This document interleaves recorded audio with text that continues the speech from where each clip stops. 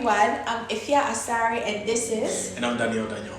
Okay, so we are medical students who fellowship with the Kingstown Baptist Church, and we are here today to present to you on the topic diabetes. I know you've heard sugar, diabetes, and you have so many questions concerning this, so we are here to try our best to answer all of your questions. Stay tuned and enjoy all the information that is coming your way today.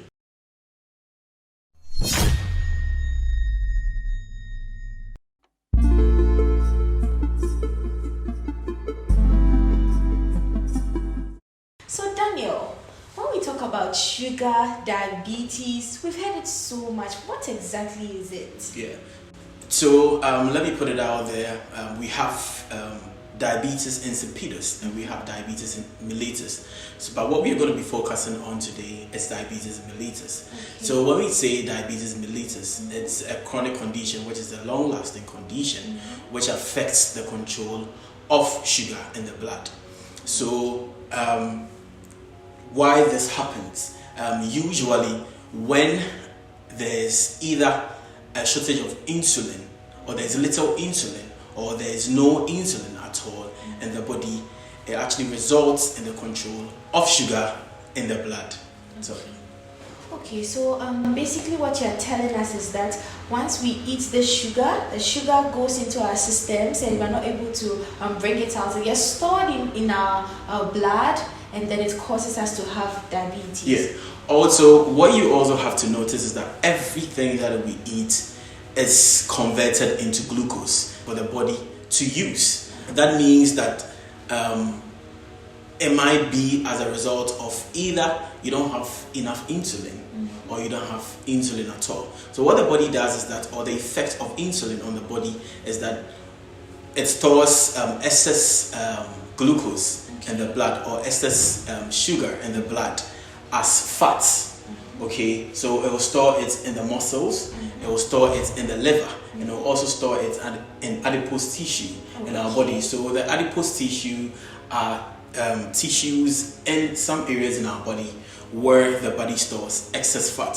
So it could be in our breast, it could be in our glutes or our buttocks, and it also be within our mid region or our abdomen region. So what are some of the risk factors for diabetes? Yeah, so when we say risk factors, so they are the factors that prones people or it actually puts people in a very high risk of diabetes. So one, what we also have to note is that diabetes runs in the family. So we say it's familial. Oh, okay. Yeah. So diabetes runs in the family. So when your mother, your grandparent, or if you see that there's a consistent effect of diabetes on the people in your family, you should know that you are also at risk of getting diabetes as well. Oh, wow. Exactly. Okay. So it's familial. That means that it runs in the family. Also race. And when we say race, the black and also Caucasians also at risk. Also inactive lifestyle.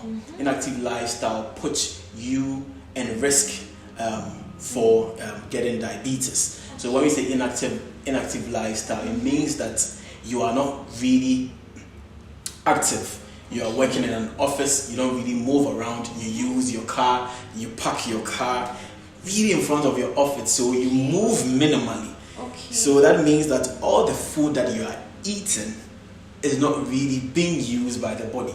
So what the body does is what? It's going to store it as excess fat in the body. In the body. Exactly. And that will cause overweight and will eventually lead to obesity.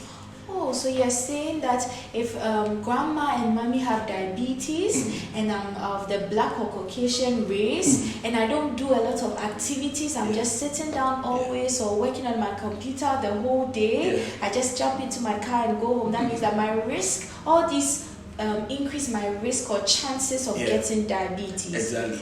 So note that it might not be just one day, but it's something, since you are doing it continuously and you've done it continuously over time. Wow. So then it will get to a point that the body would see that, hey, I mean, all the measures that we've put in place to control the blood sugar in your body we have exhausted our power to control the blood sugar in your body, then you become overweight. So it means that your body can't really control the blood sugar. The blood sugar, they go up and then you're having diabetes. Wow, that's interesting. Now we know some of the things to watch out for. So what are some of the signs and symptoms? What are the little things that I might see that would prompt me that I'm probably having diabetes, or I'm just at the verge of getting diabetes? Okay, so I know we will get to the types of diabetes and all that, because we have the pre-diabetes, we have the type 1, and we have the type 2 diabetes.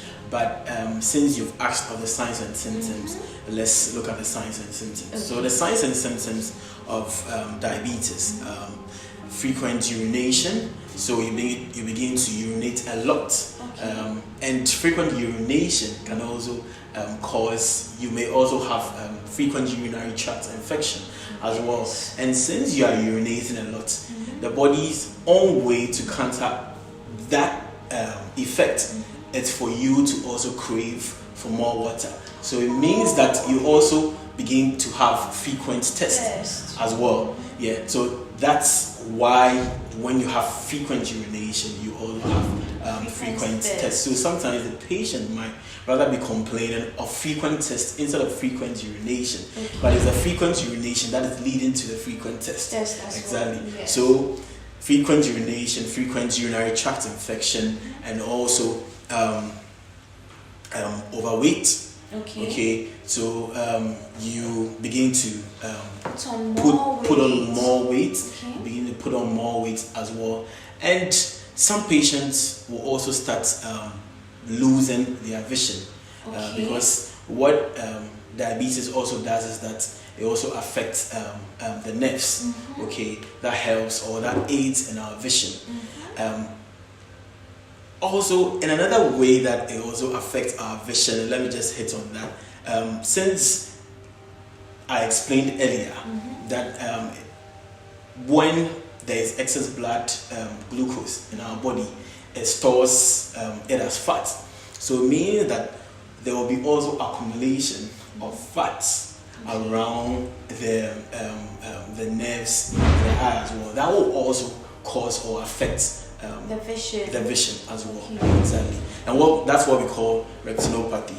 Oh, okay. I remember my grandma also mentioned that before she had diabetes, she was having these feelings at her fingertips and her legs, that it's like there were pains or something was walking there. Yeah. These are all signs as well. Exactly. So I was about to talk about that. So that's what we call peripheral neuropathy. So it also affects the nerves as well. So you may having what you described earlier as pins and needles. So you begin to experience this numbness and also this piercing pains in your fingers and also your feet as well. Wow. Exactly. Okay. So if you're having any of these conditions, it's not time to panic. There's nothing to fear here. What you have to do is to go to your medical practitioner and then inform them about these things, and they would run the necessary checks to ensure that you don't have diabetes, or if you have diabetes, to give you the necessary treatment for it. Okay, can we move on to what to do? So I've gone to the hospital now. Doctor has told me that I have diabetes, and I feel like my whole world is crashing down. What do I do? How do I handle this? Very good. So as you said earlier, it's not really a death sentence, but you should also know that there are types of diabetes. As I said earlier, that we were going to head on that. So since you've brought it up, let's talk about the types of diabetes. So we have type 1, we have type 2, and also we have pre-diabetes as well, and we have gestational diabetes as well. So with the pre-diabetes, your body when you check your blood glucose, even if your blood glucose is high, it's not really that high that the body really can't control. So that's the pre-diabetes. So then you'll be seeing signs that it is on the upper side. And it's on the upper side than on the normal side. So that's the pre-diabetes. But when you get into the diabetes stage, so that's when you categorize them under the type 1 and the type 2.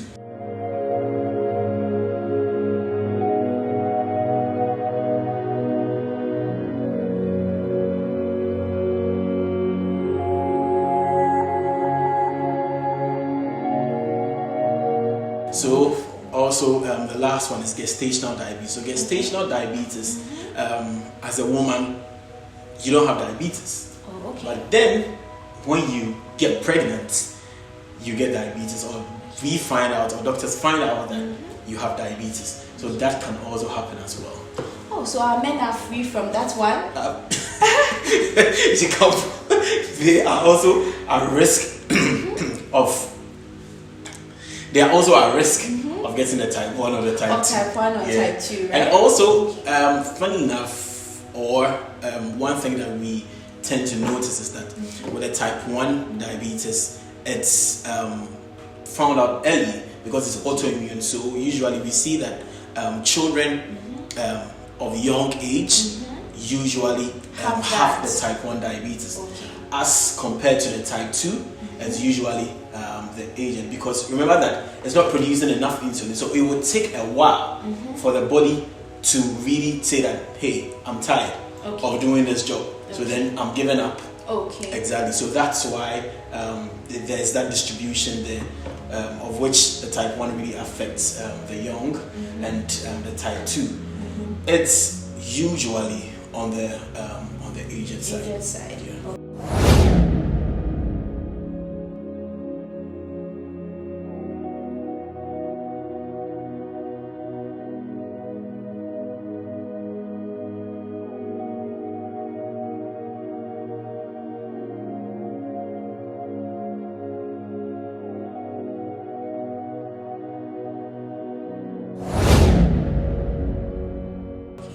So we're back to our question now on what to do when you have diabetes. If I've been diagnosed with diabetes, what do I do now? Yeah, so when you have diabetes, you should know that you shouldn't panic.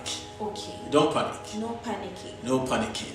But then that's why we always advise that when you have diabetes, or even before, we advise that people go through annual checkups to make sure that we don't find out that they have diabetes in the later stage. So even if it's not really running in your family, but you know yourself that your habits are not really of the best of habits. So since you really want to prevent other things as well, you should note that just go to the hospital, try and do some annual checkup as well. But when you know that it's familial or it's in your family, please, you should make it a point to try and visit the hospital, because we always encourage people to do that, because when we find out that you have diabetes early, it's better to control it, because there is no treatment for it. That's what you have to know as well. What we do is that it's a control measurement that we put in place to help the body to control diabetes. So when you find out that you have diabetes or you're having symptoms, just don't delay. Just go to the hospital to see a doctor, and the doctor will take it from there. Take it from there, right? Okay. Also, what are some of the things I can do to prevent me from getting diabetes? So with the prevention, remember that we were speaking about inactivity. We spoke about obesity and all that. So the main thing that we hammer, especially with those who don't even have diabetes, is to exercise regularly. So exercise doesn't really mean that you have to be in the gym, every day, but there are various means that you can exercise. All what we don't want is the inactivity. So it means that the food that you are taking in has to be used by the body. So it could be walking. So when you know that you are working in a company or in an area that really puts you, you are always sitting down, you're not really moving much, at least you have to take breaks for yourself to stand, or sometimes you can even stand to work. And even standing also put the body in that phase of using energy. Exactly. So you can stand at some point in time at work, or if you are driving.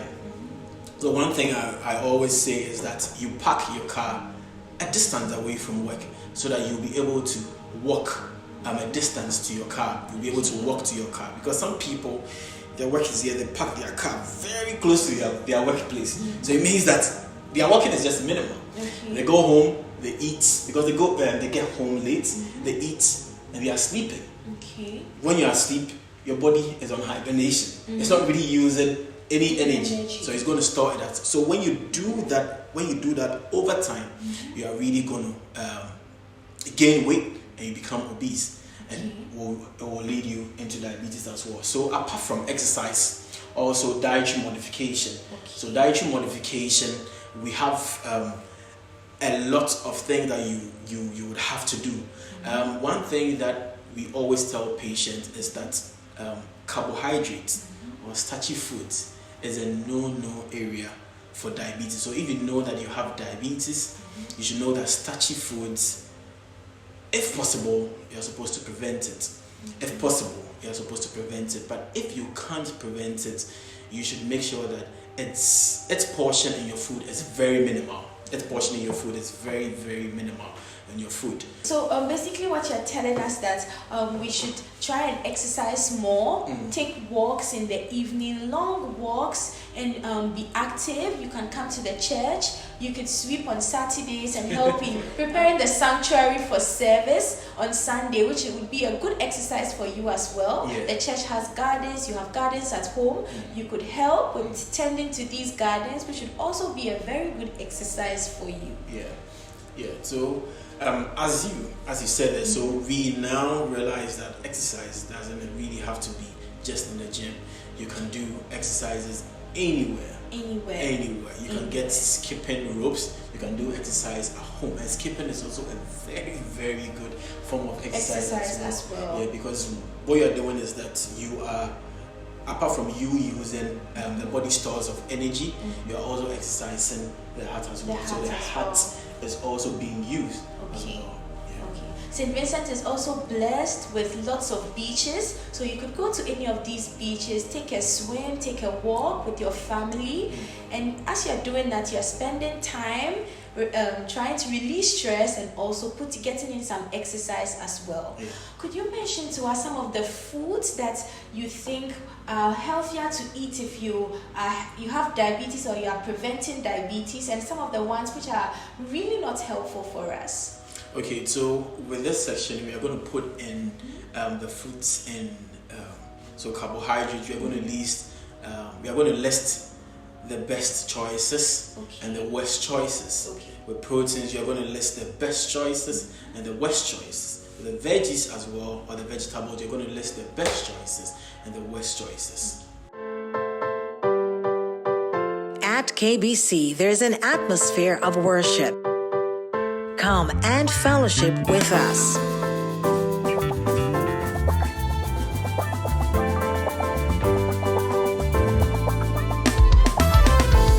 We are a community of people from various backgrounds and ethnicities coming together to worship.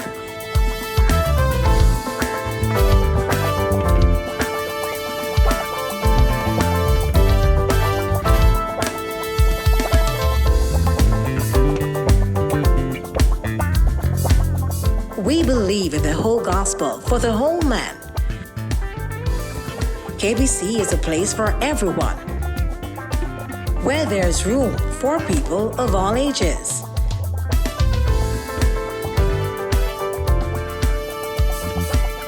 The Kingstown Baptist Church, your church in the city.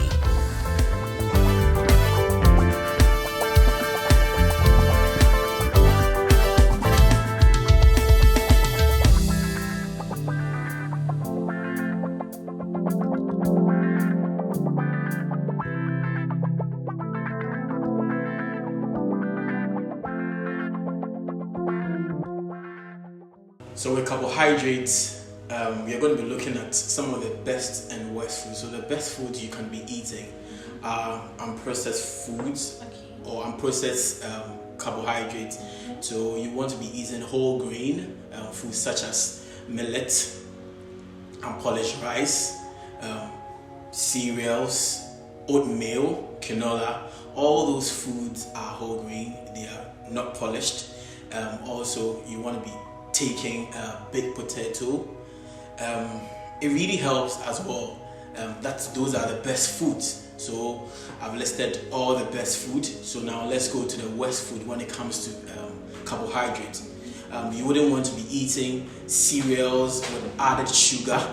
You want to be taking the raw cereals. If you want to take cereals, you wouldn't want to be eating white rice or white flour. I know that we use it a lot in our baking, so that's why usually we say that if it's in your diet, it's supposed to be in a minimal portion, or better still, you avoid it at all. That is especially when you have diabetes. It's a no-go area to go. You get it. So you shouldn't eat foods that are processed. So processed rice, so the white rice, the white flour, all those things are processed. And also, as I said earlier, cereals that are coated with sugar, you shouldn't be eating them. And also with your starchy foods or the carbs, you shouldn't be frying them. I listed earlier that baked potatoes as compared to fried potatoes. So those are the best and worst foods for carbohydrates. So we are taking out all the French fries, the bakes and the chicken, the bread. We are taking out all those things. Exactly. Or if we're having them, then it's in very minimal proportions. Exactly.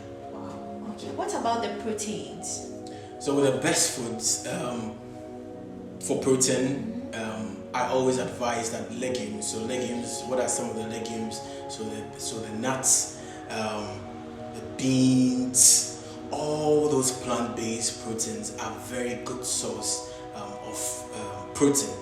So I'll put them like first, even as compared to the chicken or the poultry.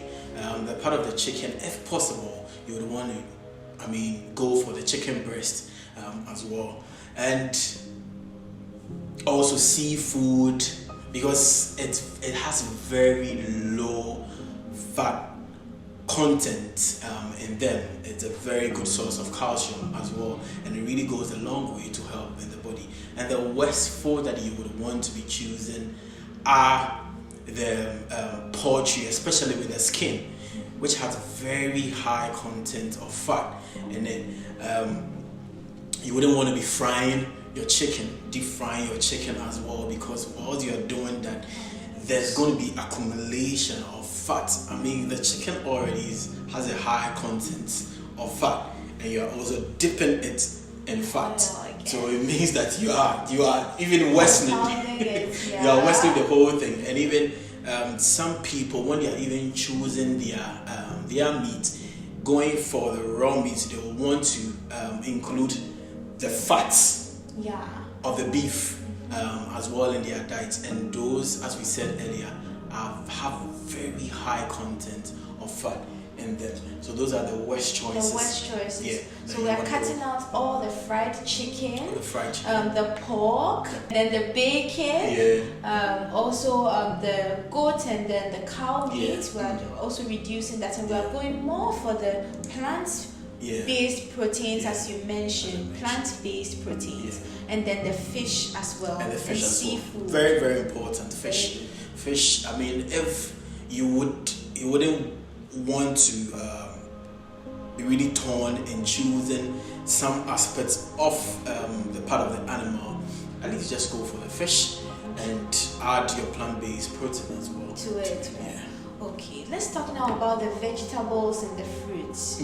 So with the vegetables, what you want to go for are the fresh vegetables. The fresh vegetables as compared, we have canned vegetables as well. And when you take the canned vegetables, when you look on the label, you would notice that there's some sodium in it, and the sodium in it is used for preservation, and you would want to prevent yourself from taking sodium.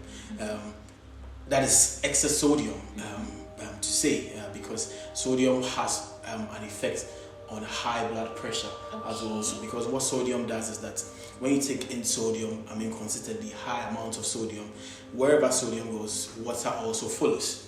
So it means that it will result in pooling water into the blood, which will actually cause a very high volume of blood in your body, which then puts the tension on the heart. So it means that the heart has to pump a very high volume of blood. So constant strain on the heart, that will lead to what? The hypertension. I think we're going to come back and hear more about hypertension from you as well. Exactly. So what you're saying now is that we should go to the market and buy more of the fresh fruits and vegetables that Tanti is selling rather than the canned ones that we can store, which is not very good for us. Exactly. So wow, this has been a very informative session. So basically what we've learned today from diabetes is that some of the things that we are eating, some of the lifestyles that we have contribute a great factor into us having diabetes.